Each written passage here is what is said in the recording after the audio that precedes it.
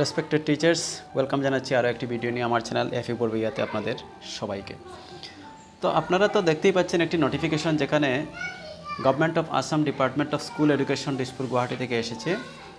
সেই নোটিফিকেশনে যে বিষয়টি উল্লেখ করা হয়েছে সেটি হচ্ছে ড্রেস কোড নিয়ে।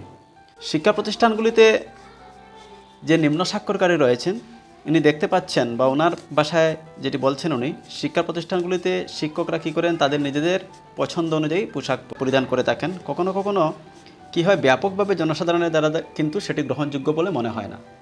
যেহেতু একজন শিক্ষক সমাজের দর্পণ হিসাবে স্বীকৃত, তাই বিশেষ করে তাদের দায়িত্ব পালনের সময় সব ধরনের শালীনতা বজায় রাখার প্রয়োজনীয়তা রয়েছে বলে সংশ্লিষ্ট বিভাগ জানিয়ে দিয়েছে। পোশাক কোড অনুসরণ করা আবশ্যক, যা সাজসজ্জা শালীনতার অনুভূতি প্রতিফলিত করবে।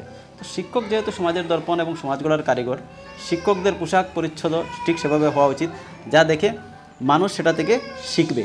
কর্মক্ষেত্রে সর্বদা শিক্ষককে কী করতে হবে, ফর্মাল ড্রেস পরিধান করে যেতে হবে। এই চিঠির মাধ্যমে শিক্ষা বিভাগ সকল শিক্ষকদের জন্য নিম্নলিখিত পোশাক কোডগুলি মেনটেন করতে জানিয়ে দিয়েছে। পুরুষদের জন্য বলা হয়েছে, পুরুষ শিক্ষকদের শুধুমাত্র উপযুক্ত ফর্মাল ড্রেসে অর্থাৎ শার্ট প্যান্ট পরিধান করে তাদের কর্মক্ষেত্রে উপস্থিত থাকতে হবে। জিন্স প্যান্ট এবং ক্যাজুয়াল পোশাক অর্থাৎ টি শার্টের মতো কাপড় পরিধান করতে পারবেন না। মহিলা শিক্ষকগণ সালোয়ার, স্যুট, শাড়ি, মেখেলা পরে উপস্থিত থাকতে হবে, চাদর ইত্যাদি। এবং যেগুলো বর্জন করবেন সেগুলো হলো টি শার্ট, জিন্স, লেগিংস ইত্যাদি। পুরুষ ও মহিলা উভয় শিক্ষককে পরিচ্ছন্ন ও শালীন পোশাক পরতে হবে। নরম রঙের কাপড় যা চটকদার দেখাবে না, ঝকমকে কাপড় হবে না, সেগুলো। ক্যাজুয়াল এবং পার্টি পোশাকও পরিধান করা থেকে বিরত থাকতে হবে। উপরোক্ত আদেশটি সংশ্লিষ্ট সকলের দ্বারা যথাযথভাবে পালন করার জন্য নির্দেশ দেওয়া হয়েছে। যদি এই নির্দেশ পালনে কোনো বিচ্যুতি ঘটে তাহলে নিয়ম অনুযায়ী শাস্তিমূলক ব্যবস্থাও গ্রহণ করা যেতে পারে বলে জানিয়ে দিয়েছে উক্ত বিভাগ।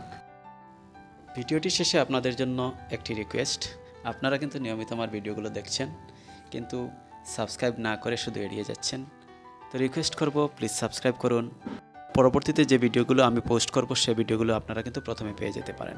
কারণ দেখুন, আমাদের ইউটিউব চ্যানেলে যখন আমরা সেগুলো দেখি তখন অনেকগুলো অ্যাসামিস চ্যানেলের নিউজ আমরা দেখতে পাই, বাংলা চ্যানেলের বেশিরভাগ নিউজ আমরা দেখতে পাই না।